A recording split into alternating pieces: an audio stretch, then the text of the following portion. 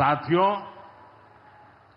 आज यूपी इतनी तेज गति से औद्योगिक विकास कर रहा है। देश और दुनिया की बड़ी बड़ी कंपनियां यहां निवेश कर रही हैं।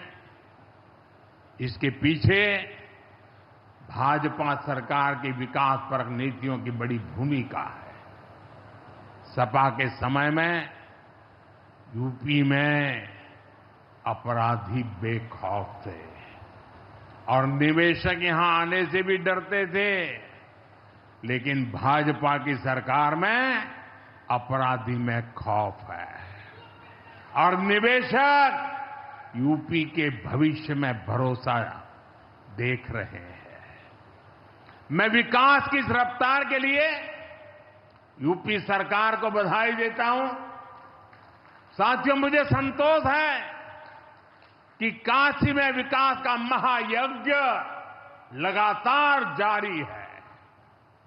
आज शुरू हुए रेल ओवरब्रिज, जल जीवन मिशन से जुड़े प्रोजेक्ट, काशी के स्कूलों का नवनिर्माण कार्य, होम्योपैथिक कॉलेज का निर्माण, मुंशी प्रेमचंद की विरासत को सहेजना, ये सारे काम भव्य काशी, दिव्य काशी, समृद्ध काशी और मेरी काशी के निर्माण को गति देंगे। यहां सेवापुरी में आना भी सौभाग्य से ही होता है। ये मां कालका देवी की ड्योढ़ी है। मैं यहां से मां कालका के चरणों में वंदन करता हूं। मुझे खुशी है कि मां कालका धाम का हमारी सरकार ने सुंदरीकरण कर उसे और भव्य बना दिया है। मंदिर तक आना जाना भी आसान हो गया है। सेवापुरी का इतिहास क्रांति का इतिहास रहा है। स्वतंत्रता संग्राम में यहां के अनेकों लोगों ने भागीदारी की थी। यही वो सेवापुरी है जहां महात्मा गांधी की कल्पना साकार हुई। यहां घर घर महिला पुरुष के हाथों में चरखा हुआ करता था। और सहयोग देखिए, अब चांदपुर से भदोही रोड जैसे प्रोजेक्ट से काशी के बुनकरों के साथ भदोही के बुनकर भी जुड़ रहे हैं। इसका लाभ बनारसी सिल्क के बुनकरों को भी होगा और भदोही के कारीगरों को भी होगा। साथियों, काशी बौद्धिक जनों की नगरी है। आज जब हम आर्थिक प्रगति की बात कर रहे हैं तो मैं आपका ध्यान वैश्विक हालातों पर भी ले जाना चाहता हूं। आज दुनिया की अर्थव्यवस्था कई आशंकाओं से गुजर रही है। अस्थिरता का माहौल है। ऐसे में दुनिया के देश अपने अपने हितों पर फोकस कर रहे हैं। अपने अपने देश के हितों पर ध्यान केंद्रित कर रहे हैं। भारत भी दुनिया की तीसरी सबसे बड़ी अर्थव्यवस्था बनने जा रहा है। इसलिए भारत को भी अपने आर्थिक हितों को लेकर सजग रहना ही है। हमारे किसान, हमारे लघु उद्योग, हमारे नौजवानों के रोजगार, इनका हित हमारे लिए सर्वोपरि है। सरकार इस दिशा में हर प्रयास कर रही है, लेकिन देश के नागरिक के रूप में भी हमारे कुछ दायित्व है। और ये बात सिर्फ मोदी नहीं, हिंदुस्तान के हर व्यक्ति ने दिन में हर पल बोलते रहना चाहिए, दूसरे को कहते रहना चाहिए।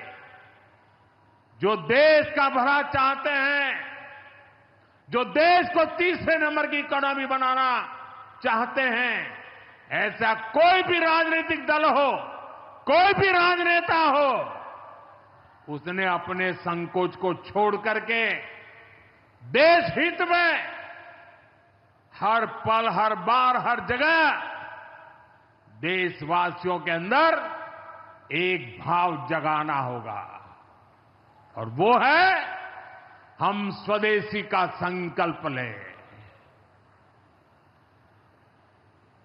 अब हम कौन सी चीजों को खरीदेंगे, कौन से तराजू से तोलेंगे? मेरे भाइयों बहनों, मेरे देशवासियों, अब हम कुछ भी खरीदें तो एक ही तराजू होना चाहिए। हम उन चीजों को खरीदेंगे जिसे बनाने में किसी न किसी भारतीय का पसीना बहा है, और जो चीज भारत के लोगों द्वारा बनी है, भारत के लोगों के कौशल्य से बनी है, भारत के लोगों के पसीने से बनी है, हमारे लिए वह स्वदेशी है। हमें vocal for local, vocal for local मंत्र को अपनाना होगा। हम संकल्प लें कि हम मेक इन इंडिया प्रोडक्ट्स को ही बढ़ावा देंगे। हमारे घर में जो कुछ भी नया सामान आएगा, मैं नए सामान की बात कर रहा हूं, हमारे घर में जो भी नया सामान आएगा वो स्वदेशी ही होगा। ये जिम्मेदारी हर देशवासी को लेनी होगी। और मैं आज मेरे व्यापार जगत के भाई बहनों से विशेष आग्रह करना चाहता, मैं मेरे दुकानदार भाई बहनों से आग्रह करना चाहता हूं, जब दुनिया इस प्रकार से अस्थिरता के माहौल से गुजर रही है, तब हम भी, चाहे व्यापार हो, छोटी दुकान हो, कारोबार करते हो, अब हम हमारे यहां से सिर्फ और सिर्फ स्वदेशी माल ही बेचेंगे। साथियों, ये स्वदेशी माल बेचने का संकल्प भी देश की सच्ची सेवा होगा। आने वाले महीने त्योहारों के महीने हैं, दिवाली आएगी, बाद में शादियों के समय आएगा। हर पल अब स्वदेशी ही खरीदेंगे। मैंने जब देशवासियों को कहा था मेड इन इंडिया, अब विदेशों में जाकर के शादियां कर करके देश का धन मत लुटाओ। और मुझे खुशी है, कई नौजवान मुझे चिट्ठी लिखते थे कि हमारा परिवार तो विदेश में शादी करना तय किया था, लेकिन आपकी बात सुन करके अब हमने वहां का सारा कैंसिल कर दिया, थोड़ा खर्चा भी हो गया, लेकिन अब हम भारत में ही शादी करेंगे। हमारे यहां भी बहुत अच्छे स्थान है जहां शादी ब्याह हो सकता है। हर बात में स्वदेशी का भाव आने वाले दिनों में हमारा भविष्य तय करने वाला है दोस्तों, और ये महात्मा गांधी को भी बड़ी श्रद्धांजलि होगी। साथियों, सबके प्रयास से ही